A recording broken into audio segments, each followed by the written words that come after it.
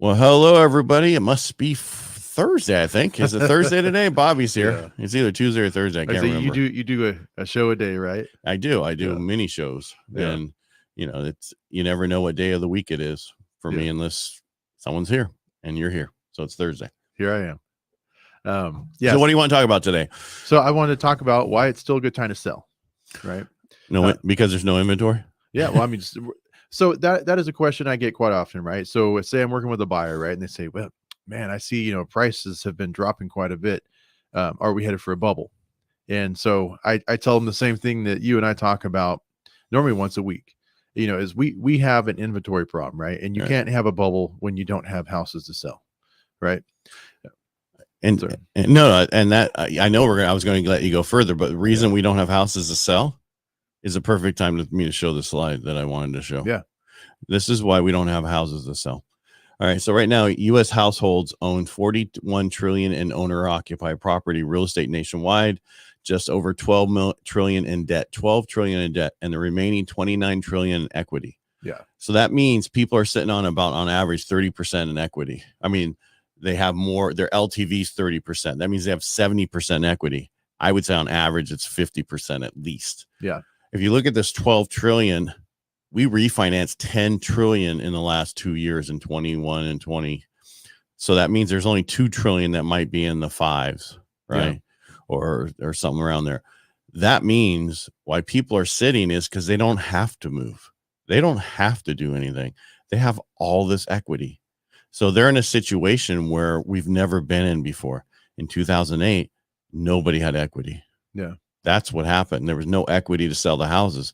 That's why the values went down. In order for a bubble to happen, we'd have to lose 70% in equity. Yeah. Right. That's not going to happen.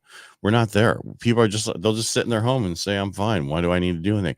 That's why you're only seeing people putting their houses on the market that want to sell or need to sell. Yes. Yeah. And that's what I want to come back to is that's why pandemic, people are like, I'm going to get a better house. I'm going to sell this house and get this house. And it's not going to cost me that much money because I have a 5% and I'm getting a 2.75. It's actually the same price. Oh, yeah. I mean, that kind of made people move, right? Like I better do it now. So if you were buying $1 million house back then, that $1 million house is now you can buy a $600,000 house for the same payment. Yeah. Oh, yeah. I can say with interest rate hikes, man. That's what I'm talking about. Having a graph would be a great way to show people, right? But I don't want to scare people. It's just such an ugly thing to show. It's a difference in payment, but I don't want to keep throwing in your face.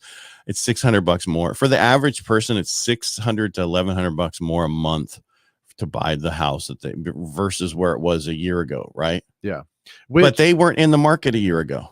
No, of course not. Right. And so they really don't know the difference. They can only assume the difference. But so you got to understand what the market you're in, and that is actually something I want to talk about too. Is with sellers, right? So like I mentioned earlier, buyers are seeing, and I see price reductions and they kind of see like, I'm smelling blood in the water. But what it is that, people are looking, when they're looking at comps, they're looking 6 months back. When I look at comps, I look at 30 days back right now. And if I have something that's even more recent, that is my good indicator because the market has changed so much. You can't look back when interest rates were still like in the 4s, Right. You can't. And so sellers, we do have a lot of equity, in your home, especially if you've owned it, the last 4 to 10 years or even longer, right? What we're going to have to do is we're going to have to make it more realistic for buyers because like you said, trying to buy that $1 million house and a 7% interest rate is, big sticker shock. So, well, they would do an adjustable. They would do something totally different. Yeah. They would not be buying with a fixed 30-year 7%. We'd be doing some of the unique program right now, knowing that we're going to refinance. Kind of like I talked about on Tuesday, how this, the lending institutions like this loans are going to be refinanced. I know there are. And so I'm going to lose money. So I got to make it up front. You follow me? Yeah. So that's the problem today. Go. Sorry. Well, I'm going to say, so, the easiest way to make it comfortable for buyers is to buy down that rate for them, get them back into a more manageable rate, something they've been used to seeing lately. So it's a lot of times in a transaction, both parties want to feel like they're the ones winning, right? Right.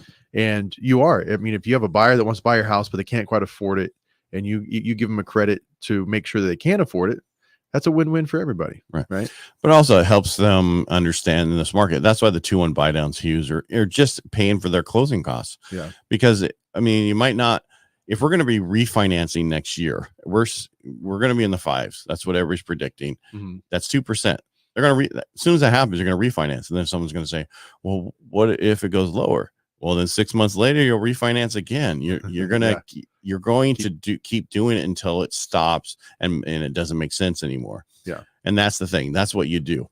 I want also, because we were talking about, buyers and sellers and everything right now, and people thinking there's a bubble. I want to show what they think there's going to appreciate next year for the next few years. All right. So we're in 2022. Right now, we're still showing, this says 9.75 appreciation. This is from this home price expectation survey of Pulseonomics. They think we're only going to appreciate nationwide 9.75% this year. We're still at 15.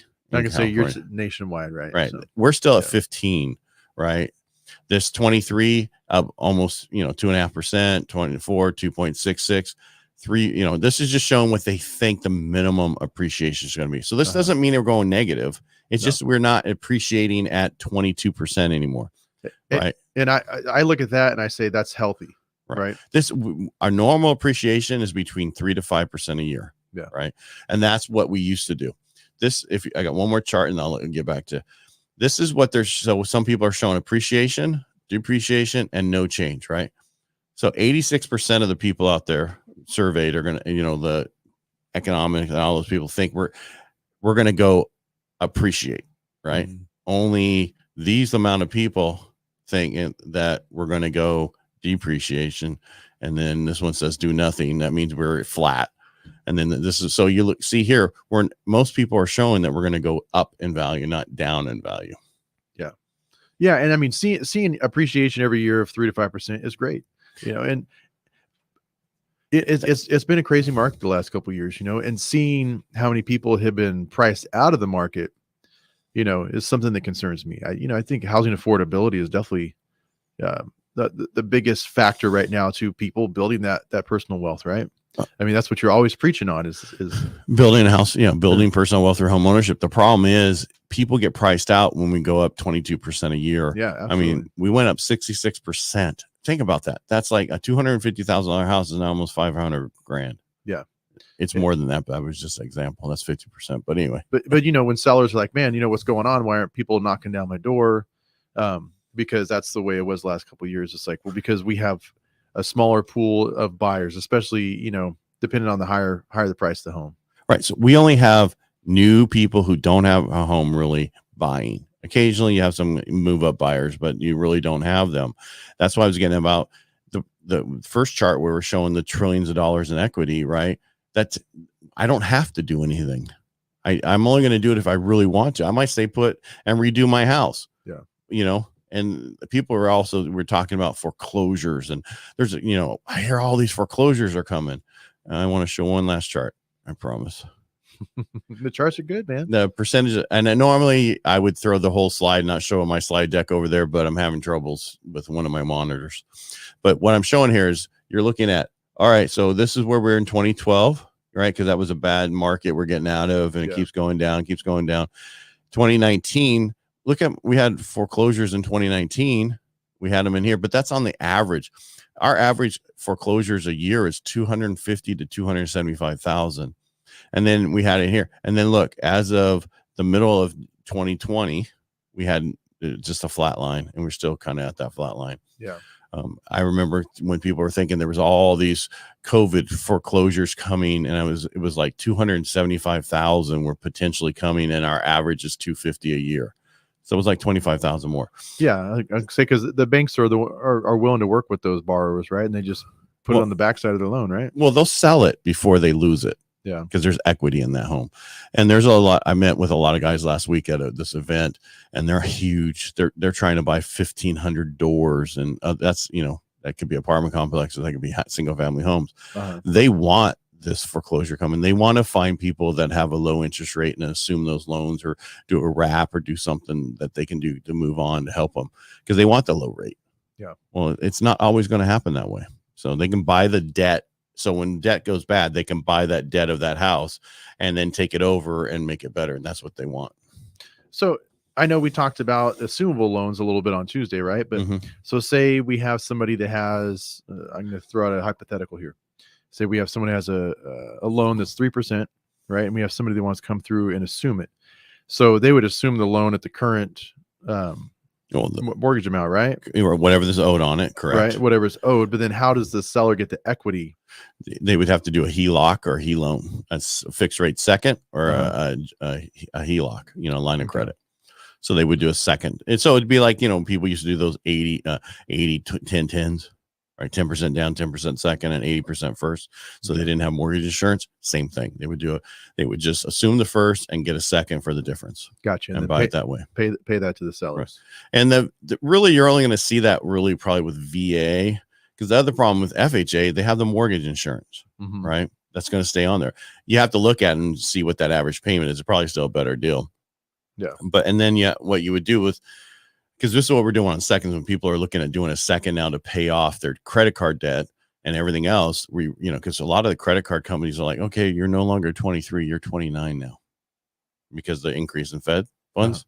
So that's affecting everything. So we look at, okay, if you take a new second out for say 10% and you have a 3% first, your average rate now is 5.22. You average the rate to see that makes sense to do it, right? Because your credit card debt's at, like I said, it could be 20 to 29 now. Well, if you put it all together in one loan on a HELoan, which is a fixed rate second, get rid of it, pay it off, and have that second, and it's attached to your first. You average that rate with that payment, and it's a great deal. Gotcha. But people look at up to 10%, but you're paying 30. Yeah, you're paying 25, but I have minimal payments. Yeah, that you'll never pay off. Exactly. Right. Yeah, keep sending them $30 a month. Yeah. So that's what we run into. So there's a lot of stuff you can do out there. There's still a huge opportunity that people are not taking advantage of. I have a bunch of people called me over the weekend that I've been working with for a while that are finally seeing it. If you need a house and want something for under $300,000, go check up Tuolumne County. A lot of them popped on the market in the last month. Yeah, that's what you're saying, man. Yeah. That's just because you got to commute a little bit, but so what? You get a house. Yeah. Right. If you're looking to be out of the city, right? Well, it's a great place to live. I mean, it's quieter. It's quieter and gentler up there. Yeah. It is. The problem is you got to commute, but the issue is, well, so what? Maybe eventually you move your job up there, you do something else, or you work from home. Who knows? Yeah. It's just, if you want, they had nothing under 300,000 forever. And then all of a sudden a few popped up. And I think it's just smaller houses and, that have been rentals or other things. And they're like, I'm done. Yeah. Yeah. I know there's an agent in my office that she has, I think, 2 listings up there right now. There's cabins, Right. But cabin, it just depends on what you think a cabin is. Because some of the cabins are not really cabins. Well, they're houses, right? Right. In the woods. But in the woods. Yeah. People call them a cabin, right? Right. I mean, we're not talking a Kaczynski cabin, right?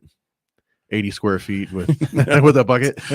No, we're talking real, because that was the difference. When we bought our cabin, my wife wanted an actual cabin, because in our place up in Cold Springs, there's houses in the woods, and then there's houses that look like cabins in the wood. Yeah, we didn't want a log cabin, because everybody calls me about log cabin. It's like the problem with the log cabin is you have to have a log cabin comp in the last 90 days to at least 6 months, right, to get that, because you need one comp. And it's hard to get that if properties aren't changing hands. And that, in 2020 and 21, they were changing hands. And this year, no, not so much. Yeah. All right. I think we've beat this up. Is there anything else you want to add before we go? Because this is kind of letting you run this one today. No. I mean, hey, seller credit, it's okay. You're helping the buyer be able to afford your home. So seller did it before. Before the pandemic, sellers helped out buyers all the time. You had a 50-50 chance. Now let's make it a 99% chance. Yeah, it's not a bad thing. Because what you're going to do, as soon as you get that buyer in your house, you're freeing up the equity for your next purchase. So right. Another thing is you have 2 choices. You can lower your price, hope somebody comes, or you can keep your price and help somebody with closing costs, because it's your net that you're going to pay taxes off of. Right. It's that bottom line number. Well, and so that is one thing that, how do I say it? agents being educated, right? Right. So there's been listings that I've had where it's like, let's not reduce the price. Let's go and offer a credit. And no one bites at it, right? Right. And so agents should be looking at that and telling their buyers, hey, you know what, this is going to be a better deal, because a $10,000 credit versus a $10,000 price reduction is night and day, right, for the buyer. Yeah, because a reduction in price doesn't do anything for you. No, here's a savings of $5 or $10. It's pennies. Right. I have that happen all the time in Del Rio. We reduced to 20 grand. Why not give that money towards closing costs so the seller, so they can pays to buy the rate down or something else? Yeah. You're just throwing it away. Yeah. I mean, you're not, but I mean, it's not a benefit, right? It's not worth it. Everybody should look at, instead of before they reduce the purchase price, look at giving credits. Yeah. I agree. Yeah. Now, if they don't have enough closing costs, can't buy the rate down enough, you might have to reduce the house $5 grand or $4 grand or whatever. There's nothing you can do about it. But well, and that's why I'm saying, like, so agents aren't getting ahead of it and telling their buyers about this. So use buyers or sellers? Well, they're buyers, right? Oh. Yeah. Because what you'll see is someone will do a price reduction. All of a sudden you start getting phone calls. That tells me that it's the buyers finding the properties on online and calling their agent saying, hey, I want to look at this. They just dropped the price. Right. We think we can kill them on this deal. We could get a really better deal. We'll drop. Can we go in for 30 grand less now? Oh, I've seen even worse, man. No, it's just kinder, gentler. Everybody has worked together. We're in 2018, 2019.